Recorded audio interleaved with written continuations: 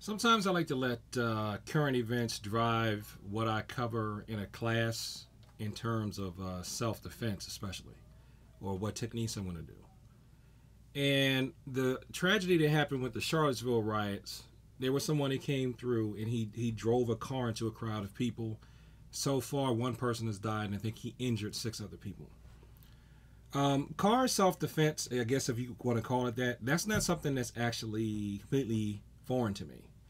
I was hit by a Jeep before.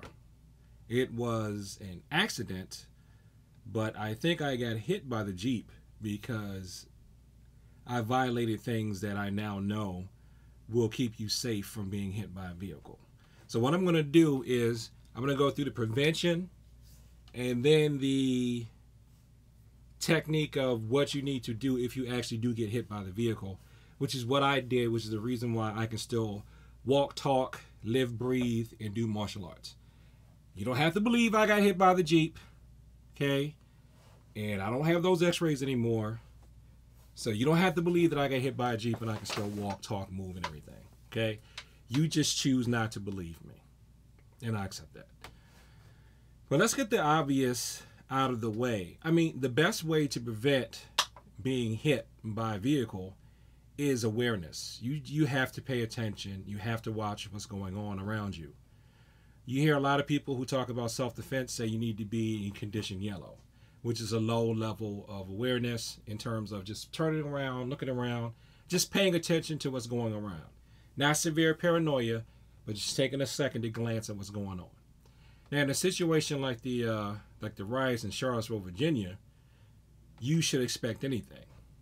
But like when I got hit, I just didn't have enough life experience because nobody ever told me to know that traffic time in cities like DC can be so hectic that it is actually dangerous even for a pedestrian.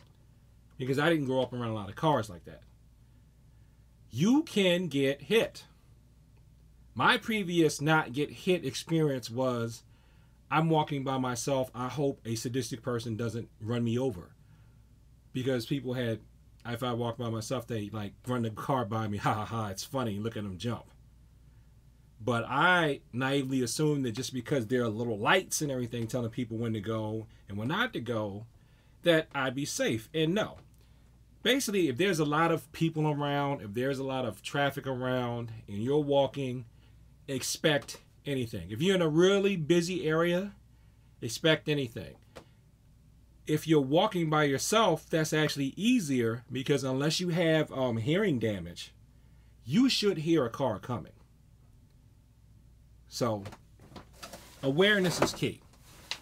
Another thing is escalation. Some of the stories, like on Tommy Sotomayor's channel, when people have been run over by cars, there will be some type of skirmish, some type of fist fight or something. The person who is the most offended will leave and come back with the car to try to get revenge or right some kind of wrong. So if there's been a big, you look at it like a hurricane, and there's a calm in the middle of the hurricane. The eye of the hurricane is a part of the hurricane where the pressure goes up for a second, things seem to calm down, and then the next thing you know, here comes a storm again once the eye passes. If you're at a riot, if things kind of calm down, that's your cue to leave. That's your cue to get out of there. If you're out having fun in the park, disco, whatever it is, at a gathering, if there's any type of big blow up and then it settles down and one person leaves or a group of people leave, you need to leave too, in my opinion. You need to go. Because odds are somebody may be coming back with a car or a gun or with more people. Now, sometimes people will tell you or they will say something to give you a hint that they're going to do something. Even if it's so much as, oh yeah, all right, and then they leave, that's a hint of, you wait right there. Or if they tell you, don't go nowhere, you stay right there. No, they're going to get something so they can come back and even up the odds or settle a kind of wrong or even up the score in their mind so that they win and you lose. So when those calms happen, or when you see the angry person storm off, they go that way, you go that way, and just get out of there. So we've talked about awareness. Of course, we have to talk about avoidance. Don't go to really violent protests. Fine.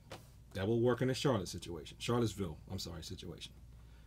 But the other type of car attacks that happen, there are violent nightclubs, there are violent neighborhoods, there are violent gatherings where violent people tend to go. Some artists, I'm not going to say who or what genres, some artists attract a negative, violent crowd of people. Don't go to those things. Don't patronize those things. I know you're going to say it's easy for me to say that because I'm old, and quite frankly, you're right. It's easy for me to say that because I'm old, because I'm past that phase. I don't have that in my system anymore. But that still doesn't mean it's not true. Don't go to those type of places where you're going to have that type of chaos. Now, the only thing that's an exception to it is like like that situation where I believe it was London. We had the Ariana Grande concert. That one really messed with my mind because you really would not expect a terrorist attack or something like that because she doesn't stand for something. But I think these days, whenever you're in any large gathering of people in public, you're going to have to constantly keep looking around to see if somebody may do something, including driving a car. Okay? Now, one more thing before I get to what if all else has failed and the thing is actually coming at you. You have got to trust your gut. If you think something's wrong, it probably is. That is how I got hit.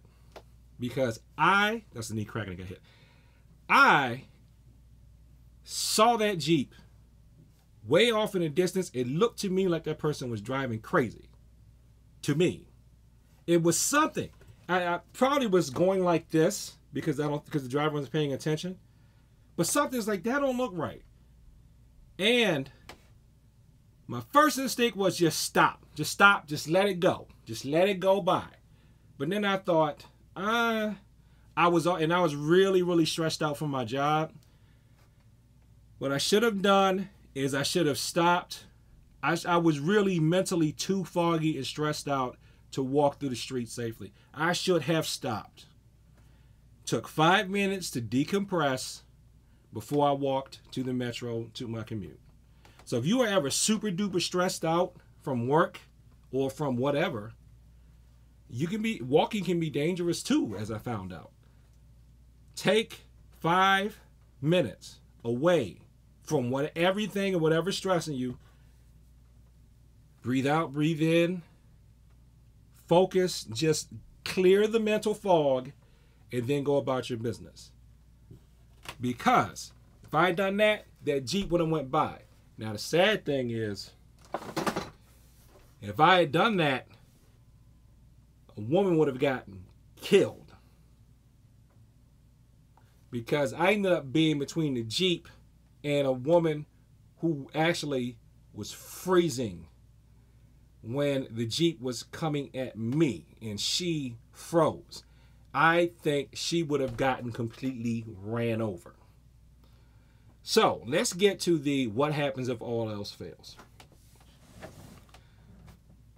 I'll tell you the thing you can believe in first. Relax. You have to relax. This is easier said than done. But I know you've heard of stories where people have been in a car accident, drunk people, they've gotten thrown from cars, they've been in cars, they didn't get hurt because the alcohol had relaxed their body so much that they didn't tense up. And they tell you that sometimes injuries happen in accidents because you're tense and you make the tears and impact to your body worse than if you just went with the force and didn't resist it. Well, that's true. Think of being struck by a vehicle as an accident, which it is. If you just can't get out the way in time and you know what's coming, just relax.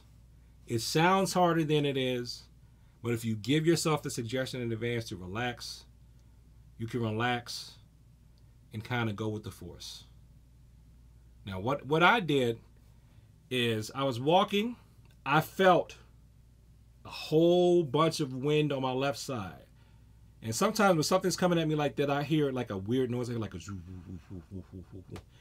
And my mind can speed up. So my mind kind of can speed up like the Spider-Man thing. So the adrenaline came, my mind was speeding up. I looked, it was coming. It was like, came like this and went, nip. Like freeze frame. So when I got hit, I know I couldn't get it away. I let it touch me a little bit, and then I could gauge. Then I could shift. And the woman who was next to me, I actually grabbed her and started pulling her with me like judo to move her out of the way. Then I ended up in my taekwondo stance against the Jeep. I kid you not. So I was moving, feeling then I grabbed her, moved her over from judo, and then I started shuffling back like I'm getting ready to spar with the Jeep.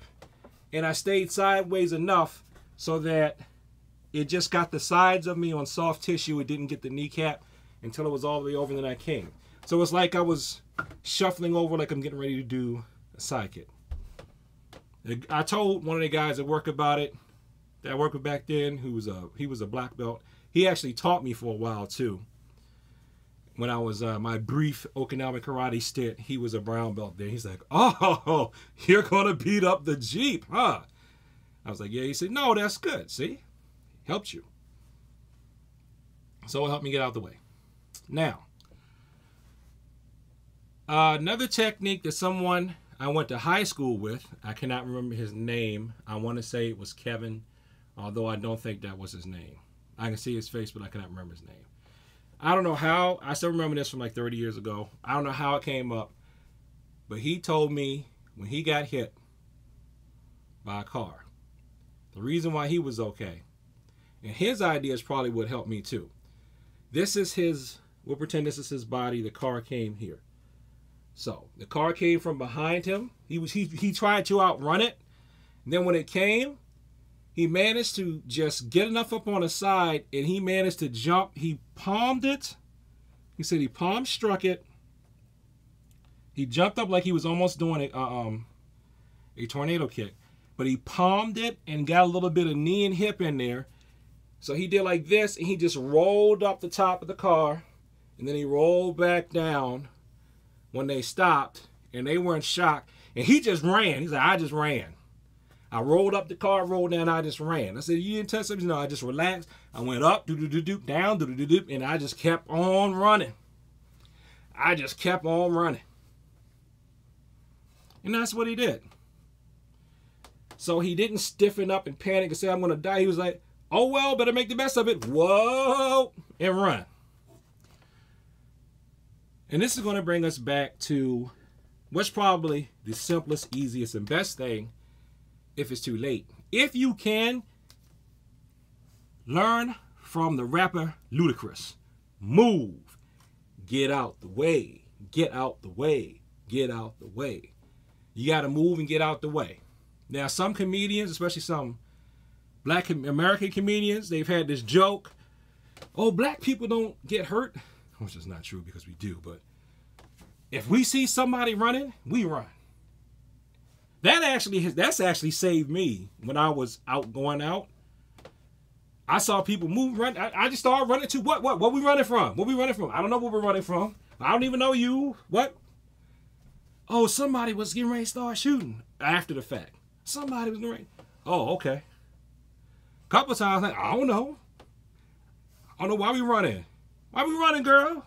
Why we running, Keisha? I don't know. Not my cousin Keisha, just a generic name. Running, you know. You see people moving, you move.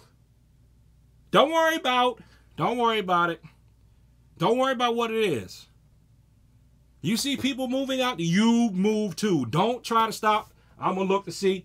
Just get a instinctive feel for where the threat's coming from, and you go the other way. So, if I may get a little technical here, if the angle of the vehicle is here,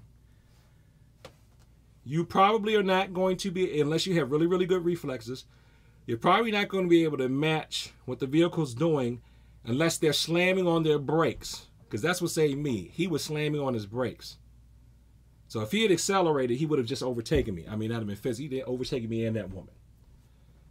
So if they're determined to come at you, you're going to have to move to the left or right. Just move. If it's coming here, this is you. You move. You move as best you can. Try to get out of the way of that thing. Now, if they veer it and they come, you're just going to have to run as fast as you can. And you're going to have to pray to whoever you believe in. I believe in God. If you're an atheist, I guess you just better pray to physics or something. Or just don't pray, just run. Just run out of the way. Okay? You're not going to be able to grapple with the car, do a keto on it or anything like that. Just do your best to get out of the way. If it's that late, that's all you can do. So, if there's anything you could practice in terms of a drill, which there really isn't, safely, but go back, if you want to listen to this video, listen to how I describe it. Like I said, I felt a sudden wind that I knew shouldn't be there. Okay, I felt an uncomfortable vibration. I heard a noise that I knew was bad. This is like little kid stuff, but that's what it's going to have to be. It's bad, it's wrong, and I wanted to get out of the way of it. That's what you're going to have to do. Also, what you should do, if you know any people, you have any friends or relatives or anything like that, if you know somebody's been hit by a car, ask them what happened. Ask them what happened. I did that with one of my relatives, and unfortunately, he just couldn't get out of the way. He just got caught. He just got caught off guard. And that can happen too. There is no foolproof, 100% guarantee of anything that's going to save you from everything all the time. It just does not happen because we're mortal. So he was telling me what happened, and I actually learned from what he said. You know, he just sometimes, you know, he just said, I actually thought I would be safe going to my own mailbox. He thought he could go to his own mailbox. And that was good for me because, honestly, until he said that, it never occurred to me. I didn't know that you could get hit by a car going to your own mailbox. That's something I would have never thought to look around if I'm going to the mailbox because I could get hit by a car. Now I know you can get hit by a car that's going to your own mailbox. Because some people are just that careless and selfish.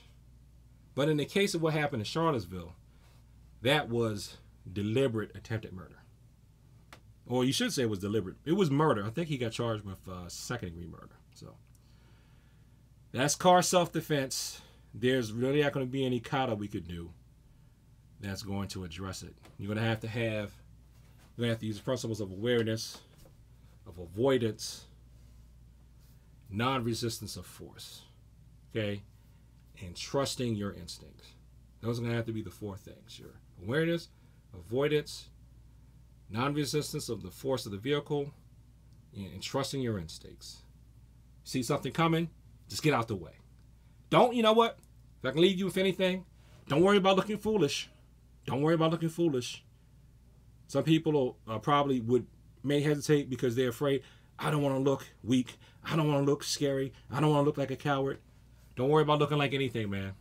Okay? Just worry about your own survival.